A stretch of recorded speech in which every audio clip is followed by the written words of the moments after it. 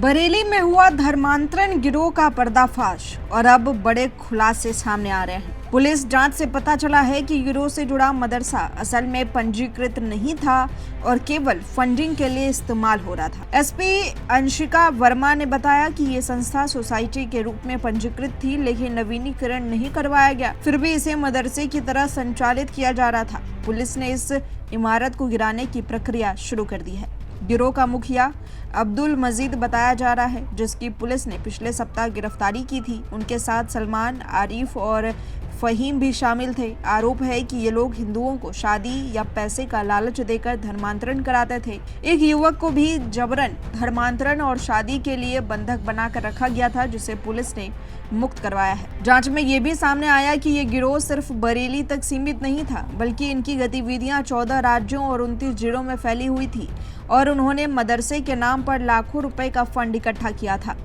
Police ने 4 आरोपियों से जुड़े 21 बैंक खातों का पता लगाया। कुल मिलाकर इन खातों में लगभग 13 लाख से अधिक का लेन देन सामने आया है। अब्दुल मजीद और उनकी पत्नी के 5 खाते थे, जिनमें 2000 से अधिक ट्रांजैक्शन हुए। इसके अलावा सलमान के नाम पर 12 खाते, 6 उसके और 6 उसकी पत्नी के नाम पर, साथ ही आरिफ और फहीम के 2-2 खाते मिले हैं। एसपी अंशिका वर्मा ने बताया कि पूछताछ में स्पष्ट हुआ है कि फंडिंग एक सोसाइटी के नाम पर की जा रही थी, जिसकी पंजीकरण अवधि समाप्त हो चुकी थी और मदरसे से जुड़ा कोई वैध दस्तावेज नहीं मिला। पुलिस अब संबंधित विभागों के साथ मिलकर गिरोह के आर्थिक और ऑपरेशनल नेटवर्क की गहन जांच कर रही है।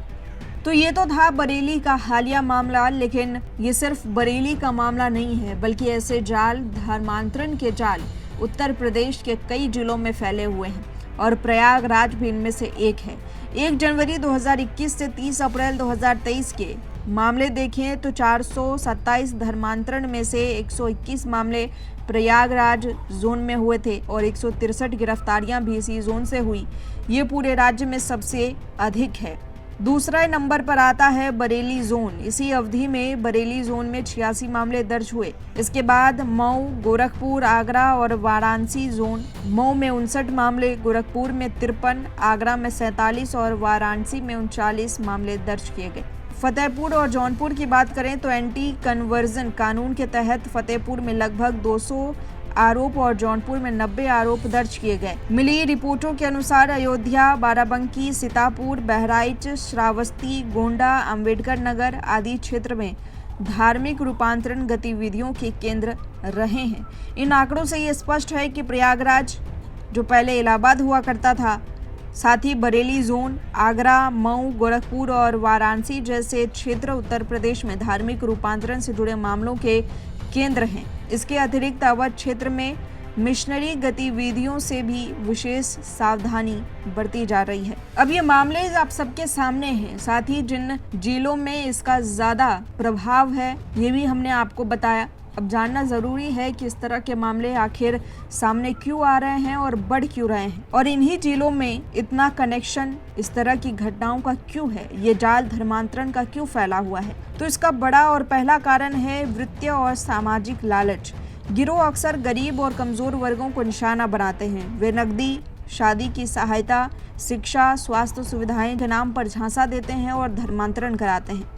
कुछ मिशनरी नेटवर्क हैं जो इस काम को और भी बढ़ावा देते हैं। कुछ इलाके जैसे रायबरेली, अमेठी आदिवासियों और दलितों में धर्मांतरण को प्रेरित करने के लिए प्रार्थना सभाएं कराते हैं, किताब पढ़ने और घर घर प्रचार गतिविधियां आयोजित करते हैं। तीसरा कारण है मिशनरी गठजोड़। कभी कभी शादी या निकाह के पीछे धर्मांतरण करा दिया जाता है, जैसे लव जिहाद के मामलों में देखा गया है, जो कानून द्वारा अवैध माना जाता है।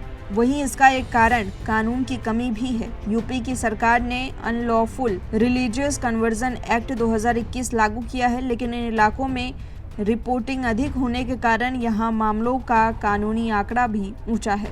वहीं स्थानीय इतिहास और जनसंख्या संरचना देखें तो मुस्लिम आबादी का हिस्सा इसमें अधिक है, जिससे धार्मिक परिवर्तनों की घटनाओं पर निगरानी और रिपोर्टिंग भी अधिक होती है। इन इलाकों में धर्मांतरण के मामले तेजी से बढ़ते हैं, क्योंकि उनमें वंचित वर्गों को टारगेट करना, छुपे मिशनरी नेटवर्क, विवाह आदि का इस्तेमाल और कानूनी और सामाजिक संरचना की जांच व्यवस्था का मिला जुला असर होता है। इसके अलावा इन स्थानों में धर्मांतरण की अधिक रिपोर्टिंग और पुलिस कार्रवाई के आंकड़े भी इससे ऊंचे हैं। धर्मांतरण के मामलों को लेकर आप क्या सोचते हैं, कमेंट बॉक्स में हमें जरूर बताइए। इसी तरह की और भी खबरों के लिए जुड़े रहें हमारे साथ और देखते रहें YBN उत्तर प्रदेश उत्तराखंड।